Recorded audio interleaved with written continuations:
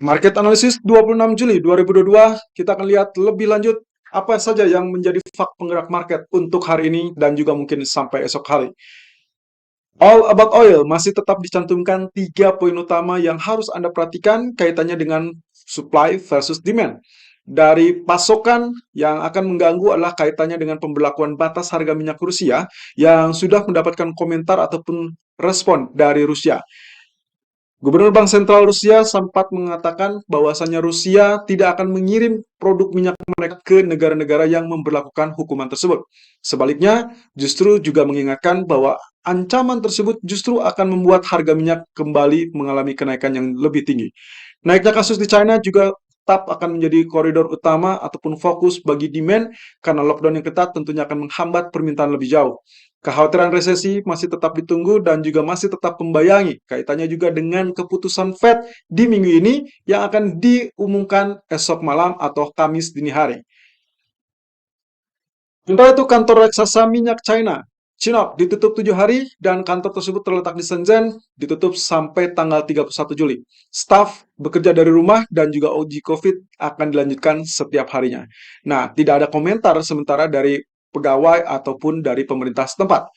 Pusat industri utama Shenzhen memerintahkan 100 perusahaan besar termasuk pembuat iPhone, Foxconn, untuk membuat sistem loop tertutup guna mengatasi penyebaran virus COVID ini.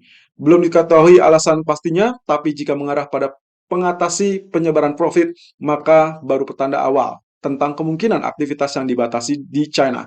Tapi hal ini belum mengarah kepada lockdown ketat.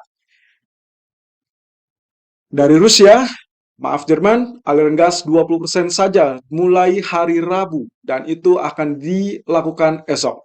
Perusahaan gas negara Rusia, Gazprom, mengatakan pasokan via Nord Stream 1 ke Jerman akan turun menjadi 20% kapasitas saja dan aliran turun ke 33 juta meter kubik per hari dimulai 04.00 GMT di hari Rabu atau kurang lebih di jam 11 siang waktu Indonesia.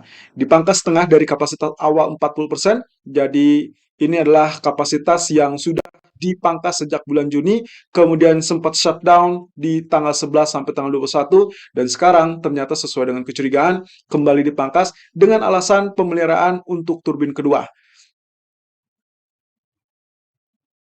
Dari politik internal Inggris, 10.000 anggota partai tanda tangani petisi Bring Back Johnson. Ya, Perdana Menteri Johnson yang sudah mengatakan pengunduran dirinya secara sukarela, ternyata mengatakan ingin bertahan di posisinya dan berharap bisa menghapus pengajuan pengunduran dirinya tersebut.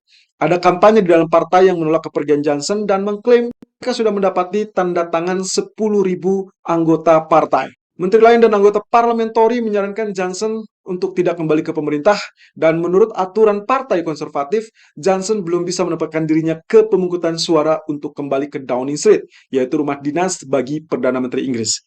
Nah, tapi pendukung Johnson justru mengklaim Johnson bisa dicantumkan ke surat suara berdasarkan pasal 17 konstitusi partai.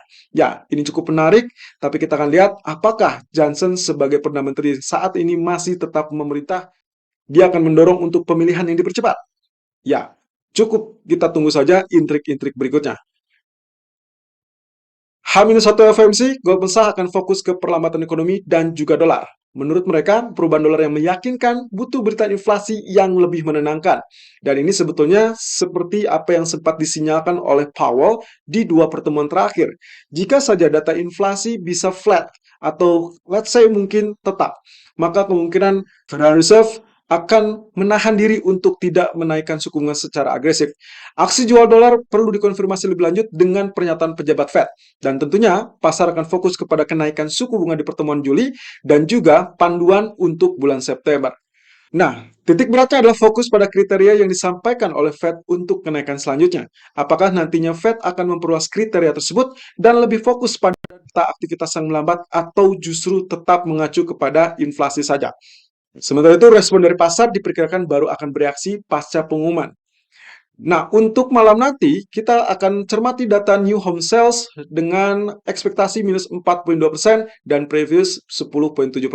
Of course, aktual lebih besar dari ekspektasi, maka responnya adalah good for dollar, yang berarti juga gold maupun pound sterling akan mengalami penurunan.